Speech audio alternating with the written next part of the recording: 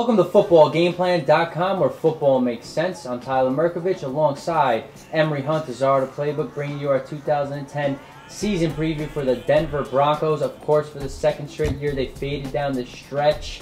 They off to a hot start, and they lost 8 of their last 10 games. McDaniels was bickering with Marshall late, some key injuries on defense.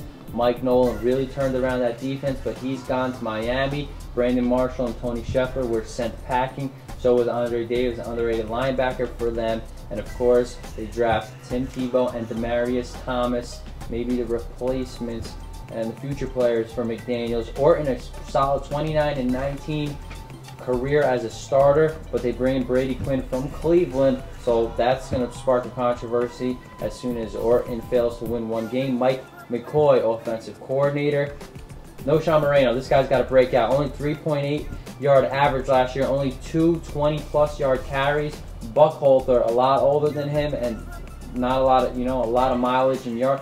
5 20-plus carries. So maybe it was a preseason injury to Moreno, but he really needs to break those runs big time like he did in the SEC. Fullback, they lose Peyton Hillis. Spencer Larson doubles at linebacker and fullback. Hillis was a good guy for them. Right. But what do you think about the QB and running back situation for McDaniels? No, I look at the quarterback situation. Quinn and Tebow are competing with Orton, but Orton needs to get respect.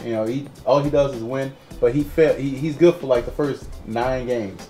And then they start to slide late. Mm-hmm. But if he can be consistent, he's a solid guy. But they drafted Tebow for a reason. They brought in Quinn for a reason. So you may see both guys, all 3 guys, sometime this year. But that's the thing they have to get straightened out, is their quarterback spot. But all 3 quarterbacks bring a little something. Brady Quinn brings a lot of moxie. But I like Tebow probably better than Quinn because Tebow has a lot more upside, and he has that leadership quality that people love.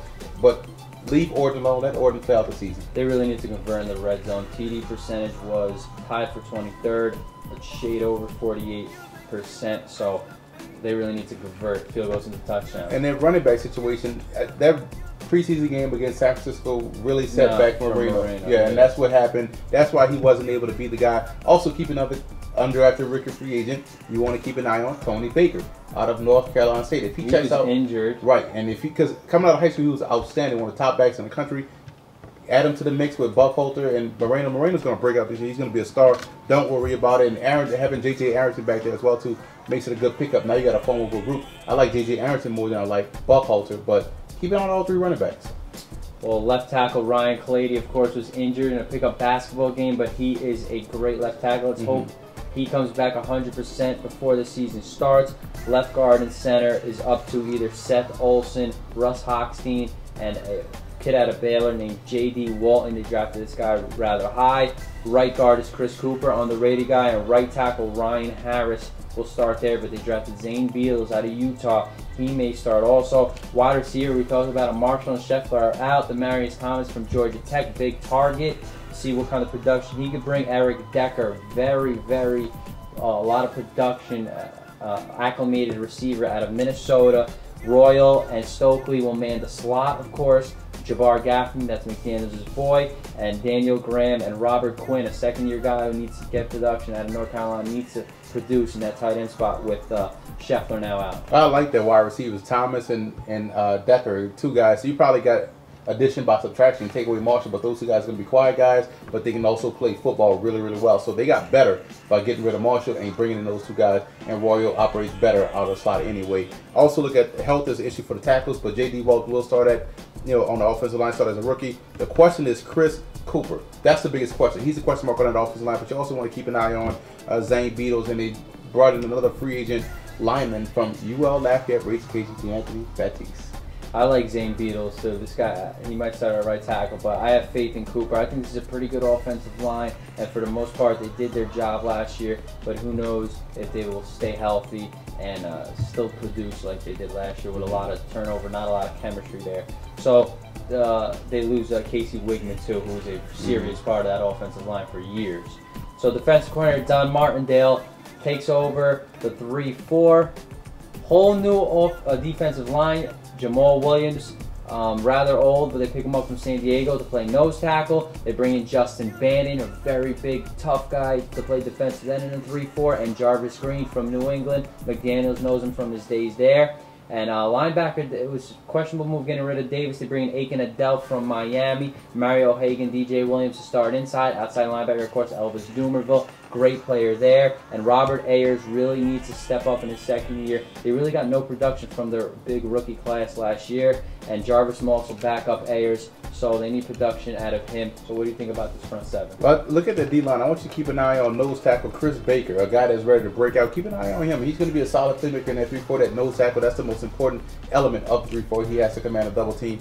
And you bring in Jarvis Green, and you also bring in Jamal Williams, two guys that are really, really important in that 3-4. So I like how they improved their D-line. You mentioned the linebacking group, but my question is, they're solid starters, but the depth behind them is questioned. They did draft Jamie Curlew, rookie, and they also got Jarvis Moss, but those are only two guys of note, of depth. So depth is a problem, but I do like their starters. I like DJ Williams. I love the fact that Dumerville can come off the edge whenever he wants to and get a sack. So, but that's the thing. Depth behind them is they have to really work on that before the season. In the secondary, they're old, but they perform and they really produce.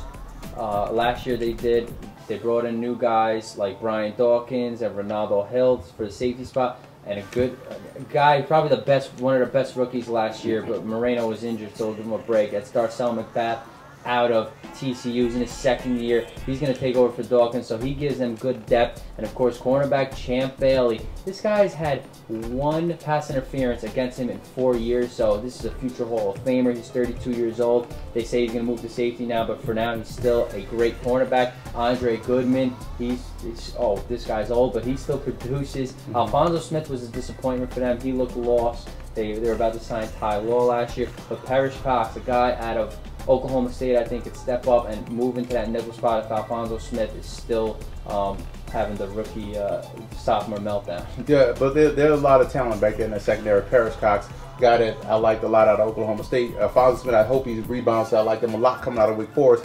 And Thompson, another guy that's pretty solid. But last year's surprise was an undrafted rookie free agent, Tony Carter, out of Florida State, guy that played exceptionally well, played a lot better than Alfonso Smith. So look for that depth to continue. You mentioned Darcel McBath out of Texas Tech. So they have a lot of talent back there. They're not that bad, and they're not bad at all in the secondary. All those guys that I've mentioned can all catch interceptions, and that's what you want if you're aggressive style defense. Guys on the back half that can clean up the mess, catch those errant passes. They are a really solid secondary. I love the Broncos secondary. That's the strength of the defense.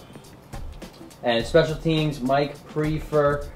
They had problems returning the punts, kick returns last year, but Royal will probably handle those duties. Parrish Cox will get a chance at kick returner also. Matt Prater, pretty good kicker, I like him. But they cut Brett Kern, and prior to last year, and Britton Colquitt will face competition this year to be their punter. So overall, the special teams unit needs to improve. Yeah, especially the punting. Punting was a huge problem. They definitely have to improve on that. And defense has to do better. 128 yards a game given up. But special teams, I had to toss that in there. But punting was a huge issue. They can solve that punting issue, especially punting Maha, they'll be fine. For the Denver Broncos, McDaniel's trying to change the guard. Let's see how early he can win with his youngsters. The Broncos are going to be very, very good. Contrary to popular belief, I like what the Broncos got going on. Secondary, talent-wise on the offense, especially receiver, running back. Keep in mind, the Broncos probably could sneak up and win the division. Yeah, their defense really fell apart last year. Let's see what happens with their front seven. They're all keys in their front seven. They must have changed that whole defensive line for a reason. For more, visit footballgameplan.com/NFL or check out our YouTube channel at youtube.com/footballgameplan.